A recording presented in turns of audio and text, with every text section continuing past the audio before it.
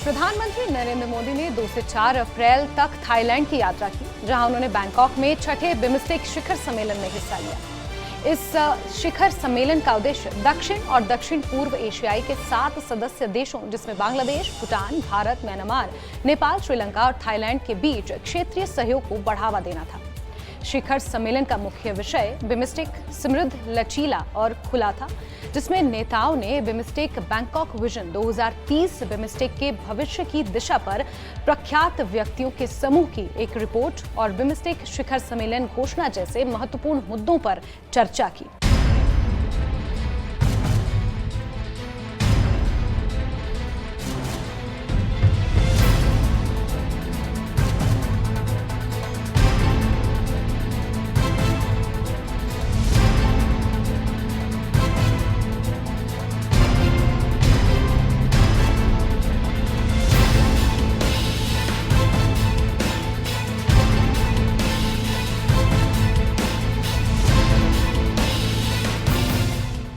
प्रधानमंत्री नरेंद्र मोदी ने थाईलैंड की प्रधानमंत्री पेंटोंगटान शिनवात्रा से मुलाकात की। ये दोनों नेताओं के बीच दूसरी बैठक थी। इससे पहले अक्टूबर 2024 में पूर्वी एशिया शिखर सम्मेलन के दौरान उनकी पहली मुलाकात हुई थी।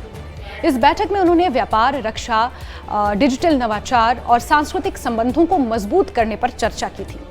भारत और थाईलैंड के बीच संबंध भारत की एक्ट ईस्ट नीति और इंडो पैसिफिक दृष्टिकोण का एक महत्वपूर्ण हिस्सा है। इस यात्रा के माध्यम से प्रधानमंत्री मोदी ने इन संबंधों को और मजबूत करने की दिशा में कदम बढ़ाए। बिम्स्टेक क्या है, अब आपको बताते हैं। बिम्स्टेक दरअसल बंगाल की खाड़ी बहुक्षेत्रीय तकनीकी और आर्थिक सहयोग पहल है। ये एक क्षेत्रीय संगठन है जिसमें 7 देश शामिल हैं, जिसमें बांग्लादेश, भूटान, भारत, म्यांमार, नेपाल, श्रीलंका, थाईलैंड और ये तमाम देश शामिल हैं। बिम्स्टेक की स्थापना 1997 में बैंकॉक घोषणा पत्र के माध्यम से हुई थी।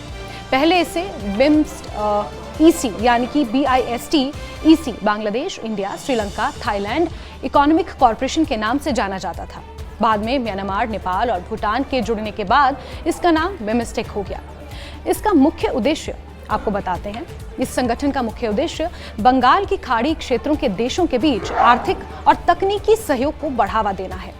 बिम्स्टेक में प्रमुख रूप से 14 क्षेत्र शामिल हैं, जिनमें व्यापार, परिवहन, ऊर्जा, पर्यटन, जलवायु परिवर्तन और सुरक्षा जैसे विषय शामिल हैं। इस बिम्स्टेक की आपको विशेषताएं भी हम बताते हैं। ये आसियान और सार्क के बीच एक कड़ी का काम करता है। बंगाल की खाड़ी क्षेत्र के देशों के आर्थिक विकास और आपसी सहयोग को बढ़ावा देता है। भारत के लिए ये एक्ट ईस्ट नीति का एक महत्वपूर्ण हिस्सा है। इसका महत्व दक्षिण एशियाई और दक्षिण पूर्व एशियाई के बीच व्यापार और संपर्क को मजबूत करना है। चीन के प्रभाव को संतुलित करने के लिए भारत के लिए रणनीतिक रूप से ये महत्वपूर्ण है। इंडो पैसिफिक क्षेत्र में स्थिरता बनाए रखने में ये योगदान देता है। बिम्स्टेक का मुख्यालय ढाका, बांग्लादेश में स्थित है।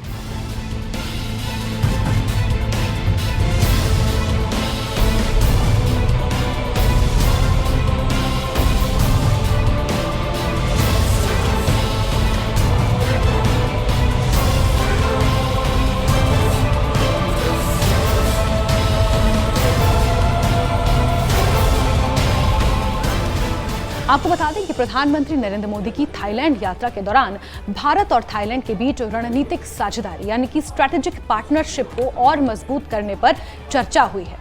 दोनों देशों के बीच रक्षा, व्यापार, संपर्क, डिजिटल नवाचार जैसे कई महत्वपूर्ण मुद्दों पर सहमति बनी है। अब मुख्य बिंदु आपको बताते हैं, जिसमें सबसे पहले है रक्षा सहयोग। जी हाँ, भारत और थाईलैंड के बीच सुरक्षा और रक्षा साझेदारी को और गहरा करने पर सहमति बनी है।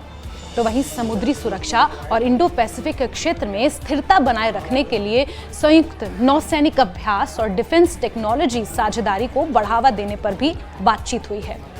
दूसरा मुख्य उद्देश्य आर्थिक और व्यापारिक संबंध है, जहां दोनों देशों ने व्यापार और निवेश को बढ़ावा देने के लिए मुफ्त व्यापार समझौता यानी कि FTA को जल्द अंतिम रूप देने पर सहमति जताई है।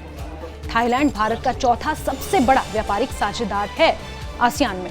डिजिटल भुगतान और स्टार्टअप इकोसिस्टम में सहयोग बढ़ाने पर भी सहमति बनी है।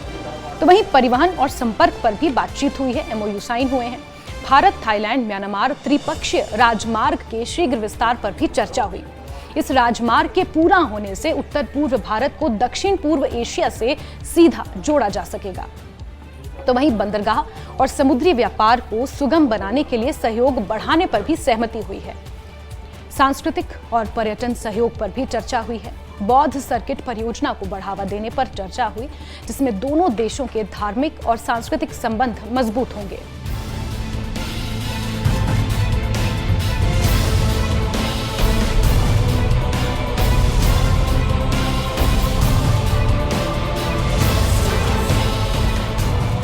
थाईलैंड में भारतीय समुदाय की भागीदारी बढ़ाने और पर्यटन को बढ़ावा देने पर सहमति बनी है।